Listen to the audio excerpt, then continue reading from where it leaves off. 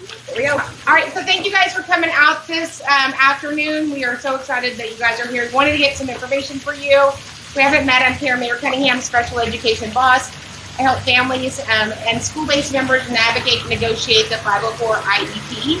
I have clients all over this great nation. Unfortunately, the clients that I have in this great state are having the same conflict over and over again. And when I go in and represent them, the conflict is very real, and it happens when a parent brings representation. And I wanted to go over some of those items. I have spoken to several people at Advocacy, and they are all amazing. They have great resources. They have great information. Obviously, they abide by federal law and state code. But for whatever reason, when you get down to the campuses, it's not happening, and it's rogue. The state ranks 49th in special education delivery services out of 50, and I'm from Texas. We rank 50th out of 50. So we got to do better educating kids with disabilities. When we don't, that increases the prison pipeline. A very large percentage of people in prison were kiddos or individuals that had disabilities, and we are required to educate them between the ages of 3 and 22.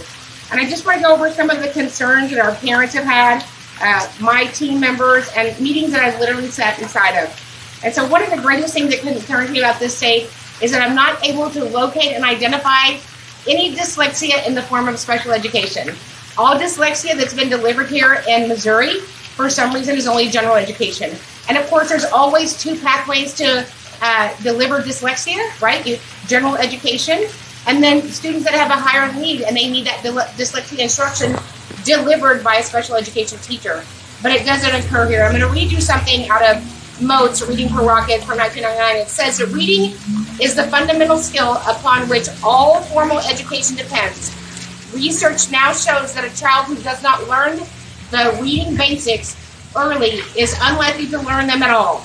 Any child who doesn't learn to read early and well easily master other skills and knowledge, and is unlikely to ever flourish in school or life. We educate kiddos so that they can live the next 3/4 of their life successfully, and we are supposed to do that. The federal law is not a book of suggestions, it's a book of requirements, and whether you're in Texas or Missouri or New York, you have got to abide by these federal requirements. So one of the families that I serve, which is often with a lot of my families, there is such misknowledge or people at the campus level actually representing law. So in a meeting, a student, the evaluator said that the student, I'll read you what she said. The student does not meet initial eligibility requirements as a student with a language impairment, as both receptive and expressive standards must be 1.75 below the mean. The student's expressive score falls within one standard deviation of the mean. I said, that doesn't sound right, but I could be wrong. So send me the law, your state code. Let me read you the state code. One composite score must be 1.75 below the mean, and the other one is 1. So I'm in the meeting reading a speech-language pathologist in this state, your state code, and she stands by her evaluation, which is completely opposite, that the student doesn't qualify. You don't get to do that. You don't get to derail a child's future because of what you believe about something. Good thing about the law, you don't have to have a belief about it. It's the law. It's not up for interpretation. And when a professional comes in and is representing families who have to spend hundreds of dollars to get basic, my families are fighting for basic. They're not fighting for extra. In this same meeting, the student met 3 eligibilities. He met eligibility for OHI, for ADHD. He met eligibility for speech impairment. And he met eligibility for emotional disturbances. And his emotions are calibrated. And she said to me, in Missouri, you can only have one educational eligibility. I said, you're kidding, right? She said, no, it's what we do in Missouri. I said, well, then that would be called a crime. Nope, it's what we do in Missouri. So I'm not real bright. So I emailed Steve Adair, the head of compliance here, and he literally said, of course, if you look on page 14 and 15, in the Parent's Guide to Special Education, might be helpful if the district read it. It says that at least one disability category must be noted below. At least one. That sounds very different than you can only have one in Missouri. So he actually sent an email back to me, and he was lovely. There is no such law that you speak of in Missouri. So the school would only give the student one eligibility, whichever one they thought. We had 5 meetings. I forward this email to the school. We don't even have another meeting. They just send me a prior written notice. Okay, we have all the eligibilities. What? It doesn't work that way. You have evaluations to see if you meet criteria for a special education category, and then you're in need of special education and related services. If this is happening when I am sitting in a meeting, this is problematic for every family that has a child with a disability in public education in this state. We can fix this, it's fixable, but we have to do what's right. And in that meeting, when everybody was telling me, this is what we do in Missouri, you can only have one eligibility. In that meeting, besides myself and the parent, were 9, the director of student services for the entire district, the principal, special education coordinator, special education teacher, special education speech pathologist, a general education teacher, the school psychologist, a PCBA, and a support counselor. They all said the same thing. Who is teaching your campuses in Missouri this ridiculousness? You're derailing a child, and because of these things, this child is unlikely to be able to be employed, live independently, or ever reach out for further education, which is the threshold of the federal code. We ask for drafts in this state so that we can come prepared and collaborate with the school districts. Oh, there's no drafts in Missouri. There's no drafts. What? We're just going to go in there. Yep. We're going to fill it all out in the meeting. Well, that's going to take a while. Usually when I go to a meeting, I'm prepared. We get in the meeting, I ask for a draft. Oh, lo and behold, magic dust. There is a draft. Okay? It's part of a draft that we give the parents. You don't want them to fully participate, right? So we do the draft, and then they said, you have to give it back to us because the law says we have to shred them. What are you talking about? Attorneys don't use the word law that much. Why are schools allowed to talk to parents in Missouri that way? They use an OHI eligibility in the state quite often because they won't give them SLD because you can only have one eligibility. So we use an other health impairment eligibility to write specific learning disability goals. This is unacceptable. In a meeting I was in, the speech pathologist again told me the student didn't meet speech eligibility. She goes, but it's okay. We can go ahead and give him services anyway. No, that's not how we do this. We follow criteria and the code and the federal law. They're not optional. When I ask for an evaluation in this state, you get what you get and you can't throw a fit. Doesn't work that way either. You have to have at least 8 elements in an initial evaluation. There's speech, medical health, IQ, formal achievement, adaptive behavior, psychological or emotional behavior evaluation, sociological and or related services. We don't do that. We're just going to do an IQ test and I think adaptive behavior. And then we call him ED. What are you talking about? So also in the state, you have an option for looking for a specific learning disability under the discrepancy model, 1.5 means from the deviation, but it's not the only option. So I am not sure why all of these persons at the district level and administrators feel so impassioned and clear about their positions. I can only assume it's poor training. And we are calling on DESE today to come in and retrain the boots on the ground evaluators, principals, coordinators who are impacting these students' destiny. They should have the same right to an education as every other student in the building. We want to know what oversight is going to happen. And we want to know when literacy programs will be vetted. We want to know when schools are going to file their RTI requirements at the state level. When will they provide requirements for the schools that they have to do a corrective action plan? If you don't check on what's happening at the campus level, there's no point in having a special education state office. There's no point in it. And when will teacher certification of elementary school teachers require structured training, literacy training? I found out yesterday that now in this state, and I understand that we are the teacher shortage, but I found out in this state yesterday that you can be a high school graduate and take 20 hours of online training and you're a certified teacher. So you could have graduated high school in May and come August you will be a teacher. Is that really what we're doing? Do we value teachers so little that we're not going to invest in them? And this is not about teachers. I love teachers. God bless teachers. But you have to invest in your teachers. And it's never a money issue. It's an allocation issue. If you don't choose to train your teachers, these are the results. If you don't choose to train your leadership, these are the results. We have plenty of money. I know where it is in every district. It's been at the very top. About 85% of every school district budget, it's been on admin. You have got to serve your teachers. You've got to value them and train them. And we're calling today for change, July 19th, 2022. We want to see an action plan that requires schools to be accountable and for them to get the training that they need to be successful. And we're going to open up, if you guys have any questions about special education in the state. Yeah. I just want to see this note, please. Yeah. I think please. The 20 hours is to be a long-term sub. Any kind of Is that what the 20 hours is for? Yeah. Okay. Is that a good requirement?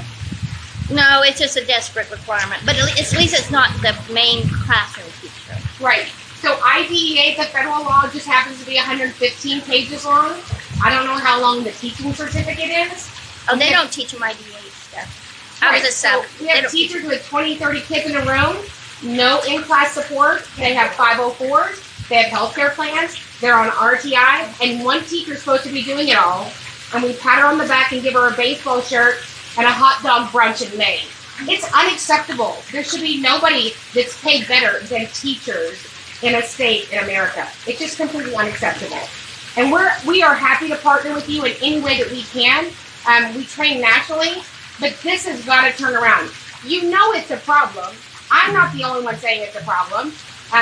You have to fix the problem because you have to value your children so that they become valuable adults. And so when we fund what we care about, that changes. But we haven't funded it yet. You could, but you haven't done that yet. But we're calling for change today. This behavior, treating parents like this, where they're sobbing in meetings and it feels like their child's going to jail instead of public school, is completely unacceptable. And silence is no longer okay. We can't all sit around and complain at the football game, but nobody wants to say anything. The state education agency can't do anything about the complaints if you don't file them. Give them an opportunity to know when there's an error in your district, in your county, in your city, or your state. They want to help you, but they don't know what's going on at campuses. And it's our responsibility as parents to get them that information. Anybody else have any questions? Do you have any thoughts on why it seems that a 504 is preferred over an individual evaluation of policy, hopefully? Absolutely have a thought. So in 2016, there was a great article in the Houston Chronicle by Brian Rosenthal, a series called Denied. It was a series where it identified that Texas had put a cap on special education. In that article, it identifies that a 504 plan, which was never intended for schools, a 504 plan is a civil right. It just says that you have a civil right not to be discriminated against and not get accommodations. Most 504 plans are good teaching. A teacher's going to do that anyway. So we convince parents that, oh, you don't want that special education. I mean, you don't want that label. I don't know. Have you walked around? I don't see anybody with a label on it. Special education is an eligibility that opens up services. I call it educational coaching, right? We wouldn't think it was odd if your child was in sports and we got them a coach. So why are we manipulating parents saying, that's going to change their graduation plan? You're right. They might actually graduate. They might actually have some skills to be a successful adult. But we're just going to pass them along and give them the 504 plan that causes districts at the most $2 a year. Say it with me. $2 a year for your 504 plan. There's no goals. There's no monitoring. We're not doing anything. An individualized education plan is for a student who has a disability and they're in need of special education and related services. They have equal value. You get state and federal funding.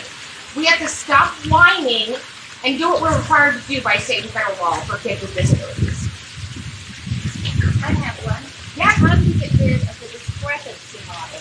When something is a federal level disability, why can they still fall back on saying, well, they're not far enough behind? All right, so let's talk about the discrepancy model. So the severe discrepancy model was removed from IDEA in the 2004 reenactment. The severe discrepancy model. Would I say that a deviation and a half from the norm is a severe discrepancy model? Yes. Did anybody ask me? No. Do I still keep talking? Yes. So we can, as a committee, decide that any student has a disability. It says in the federal code under 300.111B that a student doesn't even have to be listed by their federal eligibility as long as we know as a committee that this student has a disability and in fact is in need of special education and related services. See, the federal government said you could do what you want at the meeting to make this child successful. And each state, I've got the same state, makes these rules, these imaginary rules. They're not policies. A policy is something that's voted on and funded. These are practices. And we have to start exposing practices that handicap children. It's not okay. It's never going to be okay. We should be able to say as a committee, if he is struggling in reading and there is an ongoing below grade level exploitation, we can provide them special education and related services. It's not that difficult. And also in Missouri, the discrepancy model isn't the only option. It goes on to say that you could use the RTI model, which is very generous. But see, I can take the same information and make it sound awful, and I can take the same information and make it sound amazing. I can also take your state, whatever, and tell parents who don't know that this is the law. It's unacceptable and it's criminal, and it's going to stop. Or I will keep coming back here in this lovely state and talking about it till it stops. I have a question. Yes, ma'am. So is there anything that, the average person that might not have a hand in state or federal law can do to support these practices so that these children no longer have to suffer anymore, and that teachers no longer have to keep, bearing the burden of not being supported? Right. Well, your state has a wonderful Parents Guide to Special Education programming, which every state does. Their procedural rights. I would dare argue that most members of the school don't even know what those procedural rights are. They're to protect the parent and the child with a disability. There's great websites online that give you an education. We have a YouTube channel, Special Education Academy. Avail yourself of that. But people need to know what their rights are. Parents go into a school meeting. They talk in a language that we don't know. They rush them through in 45 minutes. You got any questions? You got any questions? Goodbye. This is about a child's whole academic year. They warrant time and value and making sure that we got it right. Because here's what I do know. When we get it right for the child, we get it right for everybody. And we can do that. We do that all the time. But we've got to do better in Missouri.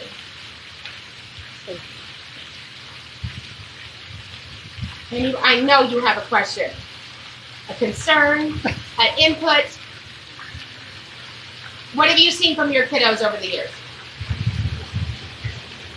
A lot of my kids fall through the cracks. They don't qualify, whatever that is, for help. Right. So now I don't know what to do with you. Right. They're not disabled enough, right? Yeah, and it's exactly what you were saying, just a minute ago, that if I know you need help, just give me help. Just give me the help. But it's turning out to be not that easy. Right. And we do not train teachers. I have the opportunity to train teachers from Alaska to New Hampshire to Florida. None of the teachers are trained. They're actually coming to me and paying their own money because their schools don't train them in special education. And because special education is kind of its own beast, everybody leaves it alone, right? It's just those cuckoo parents, and so they're not getting what they need. Yeah. They can if we think that they have equal value, but our behavior says that they don't have equal value. And along that line, a lot of times I might have a seminar or something at school, but there's no follow-up. No. And that hurts. It almost gives a message that this was kind of important, but we have other things. Well, I mean, the basics of special education is that we write an IEP, an individualized education program, and then we monitor it. Teachers are not monitoring accommodations. They're not tracking accommodations. The schools don't even give them blank IEP data collection sheets. No.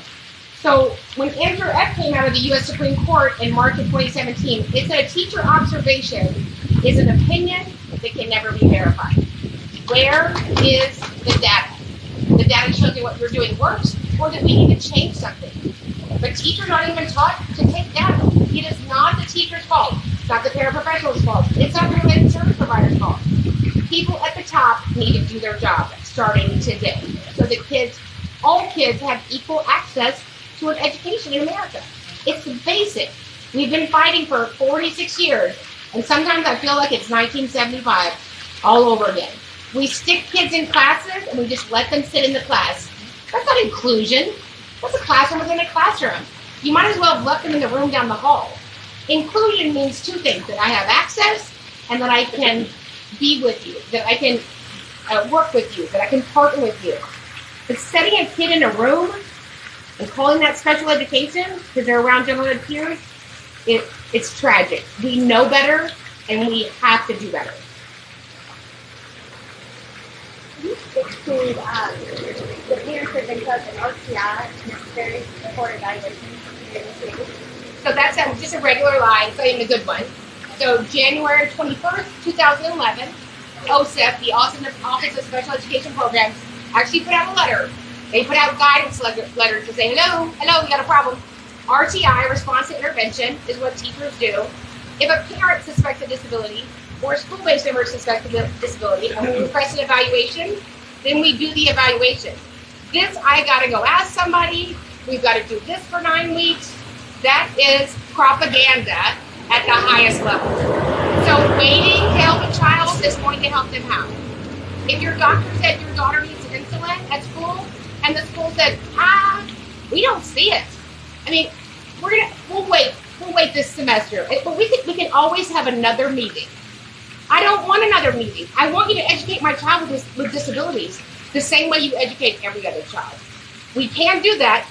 We haven't fully done it, but I expect that we're going to.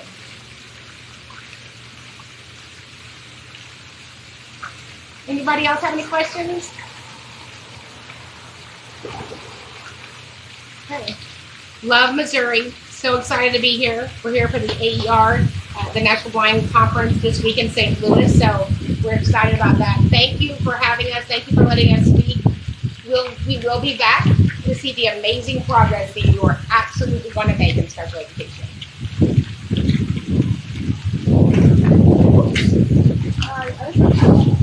No littering on the same time. So you gotta video that of her chasing down her papers. You got it, Karen? Ma'am?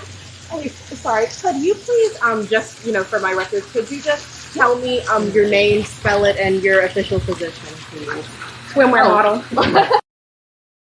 Yes, ma'am. Perfect. Thank you. I appreciate your time today. Tell me your name again. My name is Lauren Sherman. Lauren, and you're with what station? KRCG 13. All right, awesome. Yes, thank you. I appreciate your time today. This is really ma'am. informative. Thank you so much. We appreciate you having us. Yes. Now, I love these kids, and these kids can win. But if you don't